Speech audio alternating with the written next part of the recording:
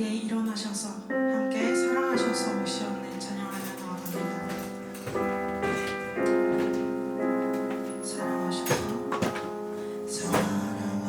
사랑하셔서 오시옵네 말씀하신 대로 본이 되신 예수 얼마나 아프실까 갈보리 언덕 그 십자가. 우리 다시 한번 찬양합니다. 사랑하셔서 오시옵네 사랑하셔서 오시옵네 말씀하신 대로 본이 되신 예수 얼마나 아프실까 갈보리 언덕 그 십자가.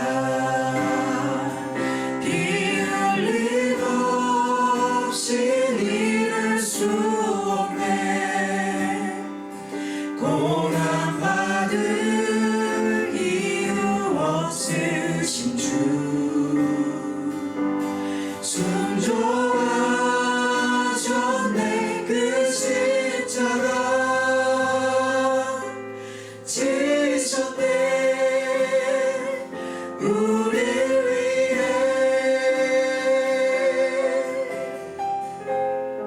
이절로 고백합니다. 아버지의 뜻 이루소서 저며오는 아픔 모두 거두시리 얼마나 아프실까 처절한 고통 그 십자가. 피 흘림 없이 이룰 수 없네 고난받을 이유 없으신 주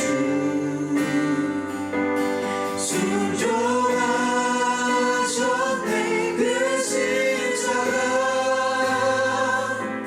지셨네 우리를 위해. 피 흘림 없이 이룰 수 없네 고난받을 이유 없으신 주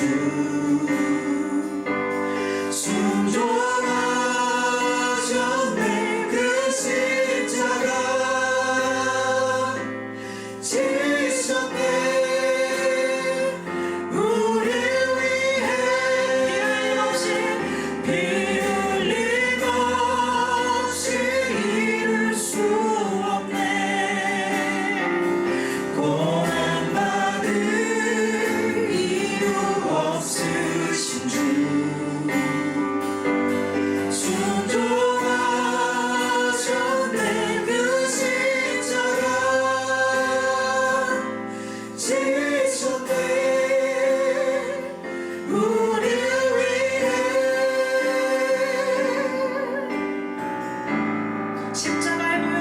십자가의 보혈 완전하신 사랑 힘입어 나아갑니다.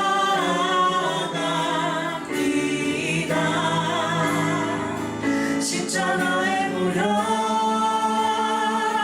완전하신 사랑 힘입어 예배합니다.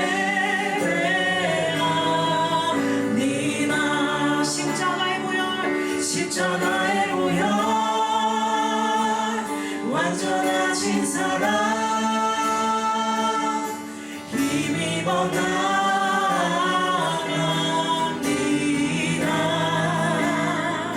십자가의 보혈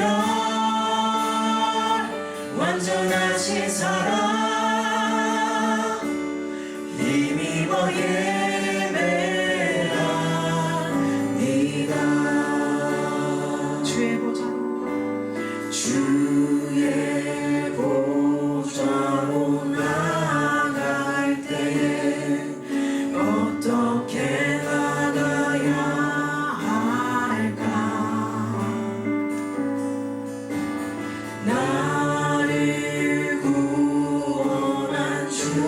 십자가 그것을 믿으며 가네. 주의 보좌로 나갈 때에 나 여전히 부족하나 나를 부르신 주의 그 사랑 그것을 믿으며 가네. 자격 없는 내 희미함이 오직 예수님의 보혈로 자격 없는 내 희미함이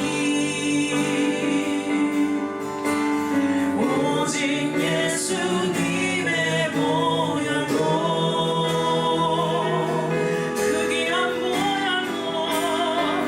십자가의 보혈 완전하신 사랑 힘입어 나갑니다.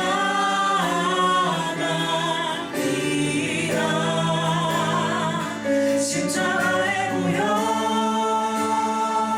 완전하신 사랑 힘입어 예배합니다. 십자가의 보혈 완전하신 사랑 힘입어 예배합니다. 십자가의 보혈 완전하신 사랑 힘입어 예배합니다. 마지막으로 고백합니다. 십자가의 보혈 완전하신 사랑 힘입어 나갑니다.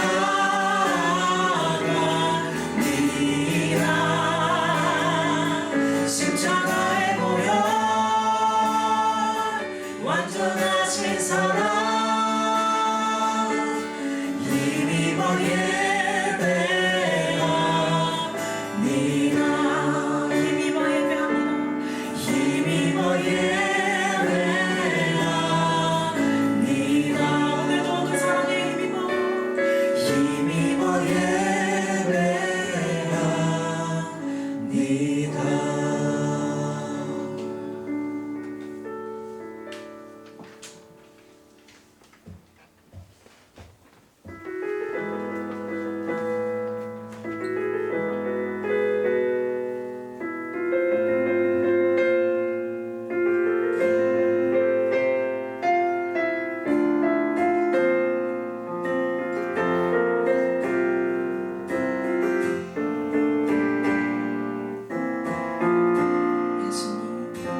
예수님 그의 인생 기억할 때 자기 몸 버려 죽으신 주 나사 생명 주신 그 은혜를 마음에 새겨봅니다.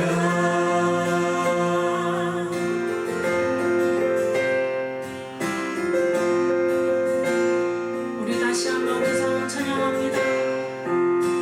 예수님 그의 인생 기억할 때 자기 몸 버려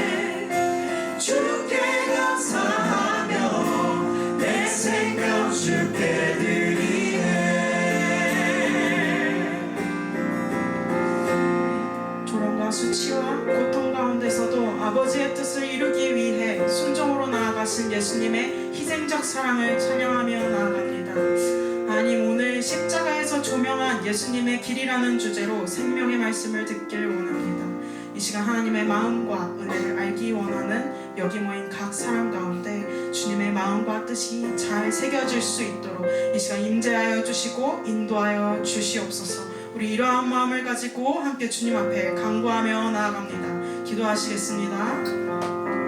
고난주간 페이스북 기도회 첫째 날 우리 월요일 우리에게 주신 말씀 같이 한번 보겠습니다. 뒤에서 조명을 좀 켜주셨으면 좋겠고요. 우리 마가복음 15장 말씀 29절에서 38절까지 말씀을 보도록 하겠습니다. 마가복음 15장 29절에서 38절의 말씀을 우리 같이 한 절씩 번갈아가면서 읽고 마지막 38절 같이 한번 읽겠습니다. 마가복음 15장 29절에서 38절까지 말씀입니다. 제가 먼저 29절 읽습니다. 지나가는 자들은 자기 머리를 흔들며 예수를 모욕하여 이르되 아하 성전을 헐고 사흘에 짓는다는 자여 내가 너를 구원하여 십자가에서 내려오라 하고 그와 같이 대제사장들도 서기관들과 함께 희롱하며 서로 말하되 그가 남은 구원하였으되 자기는 구원할 수 없도다. 이스라엘의 왕 그리스도가 지금 십자가에서 내려와 우리가 보고 믿게 할지어다 하며 함께 십자가에 못 박힌 자들도 예수를 욕하더라. 제6시가 되매 온 땅에 어둠이 임하여 제9시까지 계속하더니 제9시에 예수께서 크게 소리 지르시되 엘리 라마 사박다니 하시니 이를 번역하면 나의 하나님 어찌하여 나를 버리셨나이까 하는 뜻이라. 곁에 섰던 자 중 어떤 이들이 듣고 이르되 보라 엘리야를 부른다 하고 한 사람이 달려가서 해면에 신 포도주를 적시어 갈대에 깨어 마시게 하고 이르되 가만 두라 엘리야가 와서 그를 내려주자 보자 하더라. 예수께서 큰 소리를 지르시고 숨지시니라. 이에 성소 휘장이 위로부터 아래까지 찢어져 둘이 되니라. 아멘. 한 번 더 기도할게요. 하나님 감사합니다. 우리를 구원하시기 위해 하나밖에 없는 그 외아들 독생자 예수 그리스도를 이 땅에 보내주시고 그 험한 십자가로 그 고난을 당하게 하셔서 그 생명값을 대신 치르게 하신 그 구원의 은혜 감사드립니다. 하나님, 그 하나님 앞에 그 예수 그리스도의 그 십자가로 나아가고자 하나님 앞에 나아가는 오늘 이 모인 하나님의 사람들 위해 한량없는 은혜 허락하여 주시고 이 고난주간 페이스북의 기도회를 통하여서 그리스도의 그 십자가의 그 공로가 하나님 우리를 구원으로 인도하셨음을 분명하게 다시 한번 깨닫고 나아가 구원해 주신 그 은혜를 다시 한번 기억하며 하나님 앞에 온전한 삶을 영광 올려드리는 삶을 바르게 살아낼 수 있는 그런 과정과 은혜의 현장 되어질 수 있도록 인도하여 주옵소서. 마치는 시간까지 주님께서 함께하여 주시며 살아계신 예수 그리스도의 이름으로 기도드립니다. 아멘. 뭐 이제 비도 내리고 오늘 또 날씨도 우중충한데 그래도 이렇게 기도의 자리로 나와오신 여러분들이 참 너무 감사하고 정말 참 사랑스럽습니다. 우리 하나님이 또 얼마나 기쁘게 여기시고 또 사랑스럽게 바라봐 주실지는 제가 굳이 입으로 언급 안 해도 아마 그 하나님 사랑 분명히 여러분들의 마음과 그 생각 속에서 하나님 사랑을 느끼실 수 있을 것이라 저는 믿습니다. 오늘 고난주가 페이스북 이 기도회를 올해로 지금 몇 년 차인가 제가 안 세봤는데 한 4년? 5년? 4회, 5회 정도 된 것 같은데요. 고난주간이라는 그 기간에 우리 한정되고 제한된 이 기간이지만 그 기간이라도 우리 한번 십자가를 다시 한번 묵상해 보자. 예수님이 이 땅에 왜 오셨고 그 오신 이유, 근본적인 이유는 자기를 내어주시기 위하여서 오셨죠.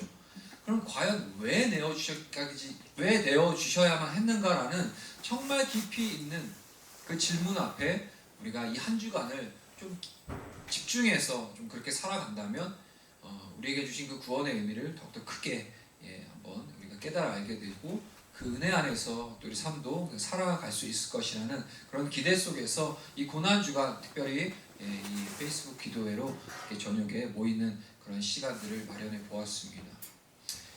좀 더 많은 우리 지체들이 왔으면 좋겠지만 그래도 여러분들 함께 함께 해주셔서 감사하고요. 자, 오늘 본문은 잘 아는 것처럼 예수님께서 십자가에서 달려 죽으시는 그 달리신 그 현장을 지금 생생하게 증언해주고 있는 본문입니다. 오늘 본문 31절과 32절을 제가 한 번 더 읽어볼게요. 그와 같이 대제사장들도 서기관들과 함께 희롱하며 서로 말하되 그가 남은 구원하였으되 자기는 구원할 수 없도다. 이스라엘 왕 그리스도가 지금 십자가에서 내려와 우리가 보고 믿게 할지어다 하며 함께 십자가에 못 박힌 자들도 예수를 욕하더라. 유대교 지도자들, 그 대제사장들과 서기관들이 지금 예수님을 십자가에 매달려 계신 그 예수님을 조롱을 하는 장면이죠. 그런데 그들이 조롱을 하는데 그들이 조롱하는 그 내용의 논리가 아주 분명합니다. 이들의 논리는 명확해요. 정말 예수가 하나님의 아들이라면 자신을 증명해 보라는 거죠. 하나님의 아들 정도 되는 능력이라면 그 능력을 사용해서 그 달려있는 십자가에서 한번 더 내려와 보라는 거예요. 이 주장에는요, 이들의 이 주장에는 전제가 깔려 있어요. 어떤 전제냐? 나에게 힘이 있으면 당연히 그 힘은 나를 위해서 사용하는 것이다 라는 전제죠. 능력이 있고 재물이 있으면 당연히 나를 위해서 사용합니다. 그런데 예수님은 십자가에 매달린 채 그냥 죽어가고 있는 거죠. 자신을 위해서 아무것도 하지 않으셨어요. 그것은 예수님께 능력이 없다는 증거라고 그렇게 유대교 지도자들은 해석한 거죠. 능력이 있으면 네 자신을 위해서 뭐 그 능력을 발휘해 봐라는 거예요. 근데 예수님은 그리하지 않았고 그 유대 지도자들의 그 수많은 이스라엘 백성들의 그 조롱과 희롱을 다 그대로 체휼하고 감당해 내시는 거죠. 우리는 잘 알지만 예수님은 수많은 병자들을 고치셨어요. 심지어는 나사로 죽은 사람까지도 살려내셨습니다. 그런 분이 정작 자신은 십자가에 매달린 채 꼼짝 못하고 죽으셨어요. 여기서 우리 질문해야죠. 우리 찬양도 했지만 왜 그러셨을까요? 왜? 예수님이 힘이 없으셔서일까요? 그렇지 않죠. 예수님은 분명 힘이 있습니다. 있었어요. 그러나 그 힘은 자신을 위해 사용하는 힘이 아니었어요. 오로지 하나님의 뜻을 실천하는 힘이었습니다. 예수님께는 능력이 있었어요. 자신을 일으켜서 로마 병사들을 다 매장시켜 버릴 수도 있었습니다. 또한 불을 내리셔서 그 현장에서 자신을 조롱하고 희롱하던 그 모든 유대인들 싹 다 태워버릴 수도 있었어요. 그러나 예수님은 오직 사람들을 살리기 위해서만 능력을 사용했습니다. 힘이 없는 것이 아니라 자신을 위해서는 힘을 사용하지 않으신 거죠. 예수님은 오직 하나님의 뜻을 이루기 위해서 그 힘과 능력과 권세를 사용하셨습니다. 하나님의 뜻이 뭐였나요, 그럼? 바로 그 십자가였죠. 하나님의 뜻이. 사람을 구원하기 위하여서 하나님의 아들이 십자가를 지는 것, 그게 바로 하나님의 뜻이었어요. 그 뜻에 예수님은 순종하셨어요. 십자가를 뽑아버릴 힘도 있었고 십자가를 옮겨버릴 능력도 있었지만 예수님은 하나님의 뜻을 받들어 십자가에 매달리셨어요. 오로지 예수님께서 그 능력과 권세를 사용하신 그 현장의 그 자리는 어느 자리냐? 바로 순종의 자리였다는 거죠. 하나님의 뜻을 따르는, 하나님의 그 뜻이 십자가에 있었기 때문에 오로지 그 뜻을 이루기 위한 데서만 자신의 힘과 능력을 사용하시는 거죠. 마가복음 15장, 오늘 본문은 아니지만 그 앞저 23절에 보시면요, 혹시 성경을 보시면 확인하시겠지만 마가복음 15장 23절에 이럽니다. 이런 사건이 일어나요. 몰약을 탄 포도주를 주었으나 예수께서 받지 아니하시더라. 몰약을 탄 포도주를 예수께 주었는데 예수님이 어떻게 해요? 받지 않으셨다라는 거예요. 사람들이 예수께 모략을 탄 포도주를 드립니다. 여러 번 반복해서 권해요. 왜요? 이것은 일종의 마취제였어요. 수술을 할 때 마취를 안 하면 어떻게 되죠? 고통을 생생하게 느껴야 되죠. 마취를 해야 고통을 느끼지 않을 수 있는 거죠. 마찬가지로 채찍질 당하고 구타 당하는 그 극심한 고통을 덜 느끼도록 마취제를 드린 겁니다. 그러나 예수님은 거절하셨죠. 십자가가 하나님의 뜻이라면 아무리 고통스러워도 있는 그대로 받아들여야 하는 거죠. 자신을 마취해서 그 고통을 외면하고 흐릿한 상태도 그냥 그런 상태로 대충 넘어가는 그런 식으로 인류 구원의 역사를 이룰 수는 없으신 거예요. 예수님은 자신에게 주어진 그 운명의 쓴 잔을 묵묵히 받아들이셨어요. 그러므로 예수님은 그 예수님의 그 십자가를 행하는 그 길은 내가 가진 모든 것을 하나님의 뜻을 위하여 사용하는 길이라는 겁니다.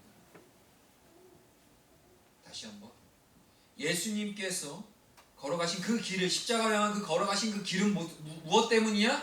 바로 내가 가진 모든 것을 하나님의 뜻을 위하여 사용하신 그 길이라. 세상에 부자가 참 많죠. 배운 사람도 많아요. 무언가 이룬 사람도 많아요. 그러나 재산과 자신의 그 재산과 그 지식과 그 힘을 자신을 위해서 사용하려고 하기 때문에 아마도 오늘날 우리가 사는 이 세상에는 여전히 눈물도 많고 아픔도 많은 것 같아요. 철저하게 자기중심이니까요. 여러분, 우리는 여기에서 엇갈리는 두 개의 길을 우리는 본문을 통해 발견할 수 있거든요. 그것은 예수님의 길과 반대로 예수님을 죽인 그 유대교 지도자들의 길입니다.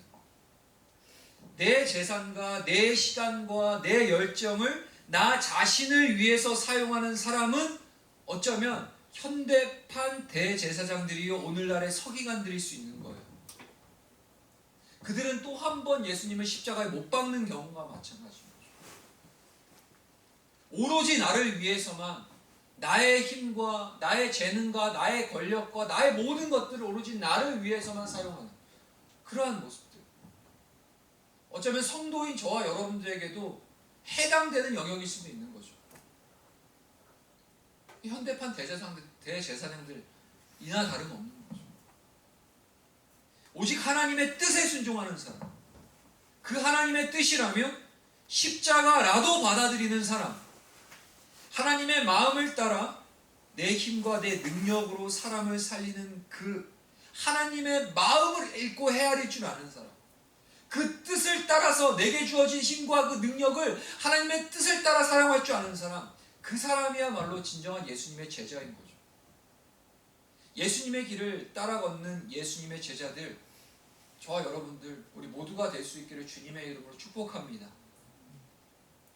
또한 예수님의 그 길은 우리의 죄를 대신해서 죽으신 대속의 길이었습니다. 존 스토트 목사님 이렇게 말씀하셨거든요. 우리가 참으로 할렐루야를 외칠 수 있는 것은 먼저 화로다 나는 버림받았도다 라고 외친 이후이다 라고 말씀하셨어요.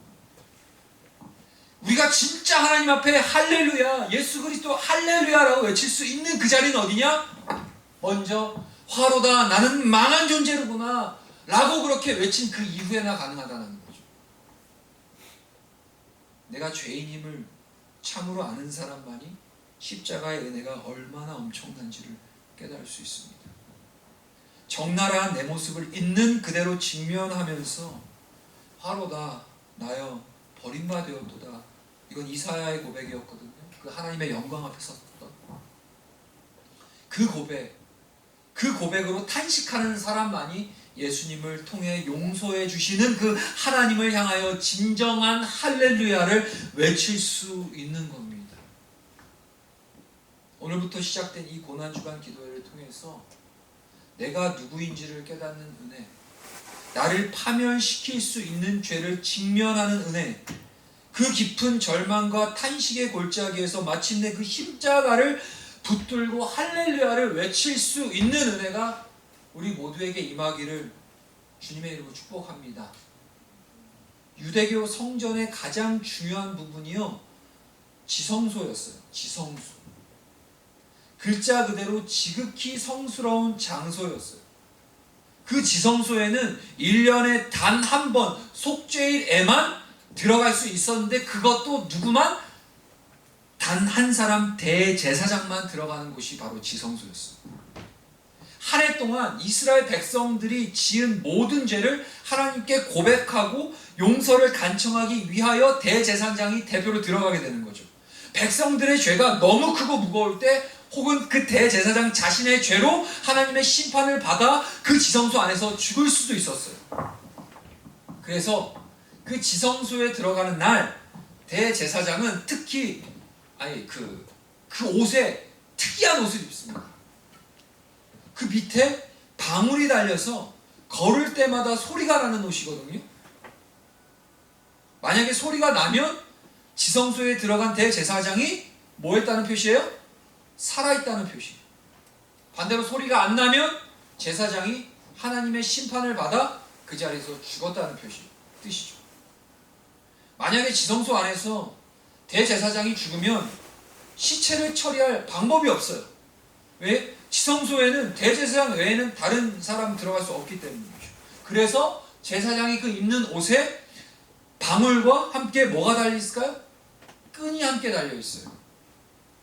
끈이 고리처럼 달려있는 옷이에요. 제사장이 지성소에서 죽었을 경우 밖에서 끈을 잡아당겨서 그 죽은 시체를 끌어내는 거죠. 지성소가 전하는 말이 뭐예요, 그럼? 죄인이 감히 하나님께 나아갈 수 없다라는 메시지를 담고 있는 거죠. 절대 거룩하시고 절대 선이신 그 하나님께 인간이 감히 다가갈 수 없는 겁니다. 그런데 예수님의 죽음으로 하나님께 가는 길이 열렸습니다. 오늘 본문 37절과 38절 한 번 더 볼까요? 같이 한번 읽을까요? 37절과 38절 시작. 예수께서 큰 소리를 지르시고 숨지시니라. 이에 성소 휘장이 위로부터 아래까지 찢어져 둘이 되니라. 지성소 앞에는 뭐가 있냐? 휘장이 드리워져 있었어요. 지성소와 성소의 그 경계를 휘장으로 딱 드리워서 경계를 나눴거든요. 24가닥의 실을 꼬아서 만든 82개를 엮어서 정교하게 짠 휘장이에요. 이게 휘장이라고 해서 우리가 생각하면 우리 바닥에 까는 카페트처럼 얇은 천 같은 것이 아니에요.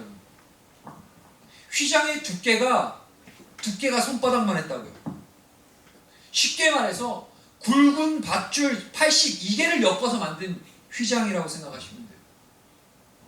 힘센 황소 2마리가 양쪽에서 잡아 당겨도 찢어지지 않는 휘장이에요. 그 휘장이에요. 다시 말해서 절대로 찢어지지 않는 게 바로 휘장이라는 얘기예요. 하나님의 임재를 상징하는 그 지성소는 찢어지지 않는 휘장으로 가로막혀 있는 거죠.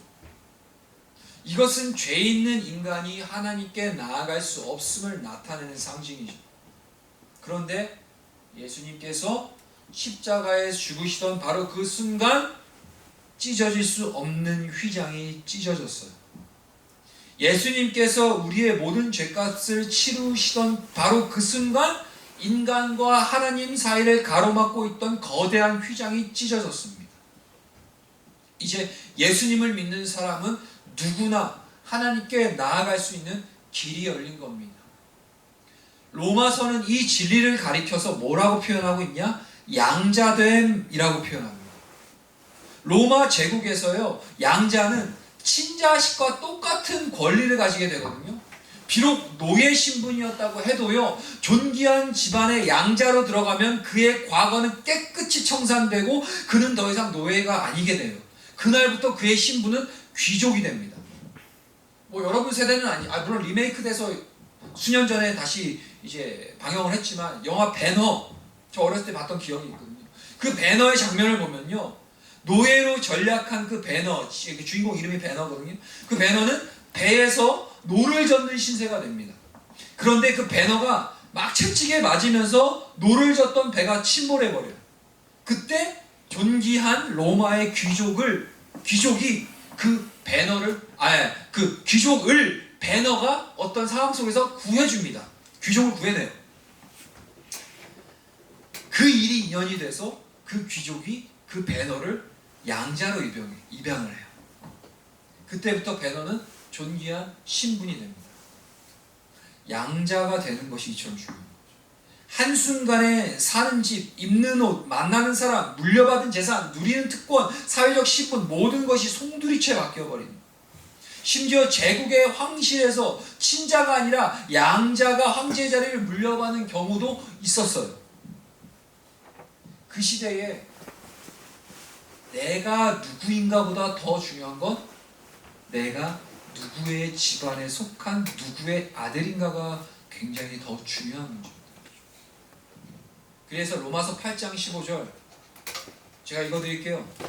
너희는 다시 무서워하는 종의 영을 받지 아니하고 양자의 영을 받았으므로 우리가 아빠 아버지라고 부르짖느니라. 특별히 성경은 성도가 하나님을 아빠 아버지라 부르짖는다라고 그렇게 말하고 있어요. 어린아이가 아빠를 부르는 말이죠. 아직 제 딸은 아빠라고 말을 못 불러요. 막 가끔씩 아빠 빠빠 하는 것 같은 이거는 제가 그냥 제 나름대로 해석하는 것 같아요. 어쨌든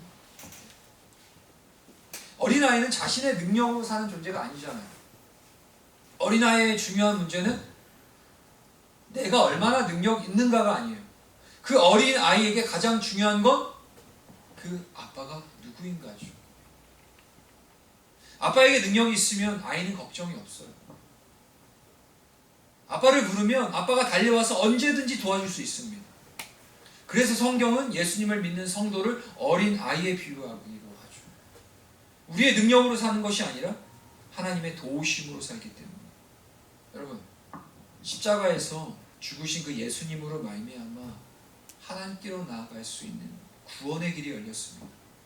구원받은 성도는 하나님의 자녀가 되어 양자의 영을 받아요. 양자된 우리는 하나님을 이제 아빠, 아버지라고 부르며 그렇게 하나님께 나아갈 수 있는 거죠. 왜 예수님이라야 합니까? 나를 대신해서 죽으신 예수님을 믿음으로 하나님의 자녀가 되기 때문이죠. 말씀을 맺을게요.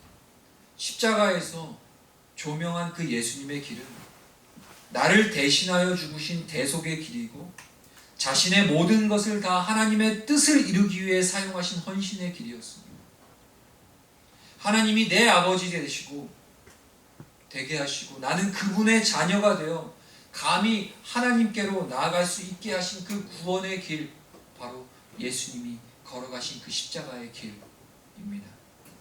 은혜로 열어주신 그 믿음의 길을 걸어가는 예수님의 참된 제자, 저와 여러분은 될 수 있기를 주님의 이름으로 축원합니다. 우리 기도하고 우리 마치도록 하겠습니다. 제가 기도하겠습니다.